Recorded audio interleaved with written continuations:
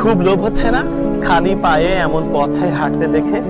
দামি গাড়ি, দামি খাবার, দামি পোশাক দেখেই কি শুধু লোভ হয়? এমন পথে খালি পায়ে হাঁটতে দেখেও লোভ হওয়ার কথা, যদি সত্যিকারের অর্থে আপনি প্রকৃতি প্রেমিক হয়ে থাকেন। গ্রাম ছাড়া ওই রাঙা মাটির পথ আমার মন ভোলায় রে। সম্ভবত বিশ্বকবি রবীন্দ্রনাথ ঠাকুর এমন পথের কথা কল্পনা করেই বিখ্যাত এই গানটি রচনা করেছিলেন। আমাদের প্রকৃতির রাজপুত্র জীবনানন্দ দাশ বলেছিলেন, কাস্তের মতো বাঁকা পথ। এই পথ দিয়ে কিছুদিন আগে হেমন্তের পাকা ধান কৃষাণ কৃষাণের ঘরে উঠেছে। সেই পথের দাগ রয়ে গেছে, তার মাঝে খালি পায়ে হাঁটছি। জসীমউদ্দিনের ধান ক্ষেত কবিতার কথা মনে আছে? সেখানেও মাঠের পথের কথা উল্লেখ আছে। দেখুন তো, জনমানবহীন এই মাঠের মাঝে অজগর সাপের মতো এঁকে বেঁকে চলে গেছে এই পথ। সেই পথে খালি পায়ে হাঁটছি।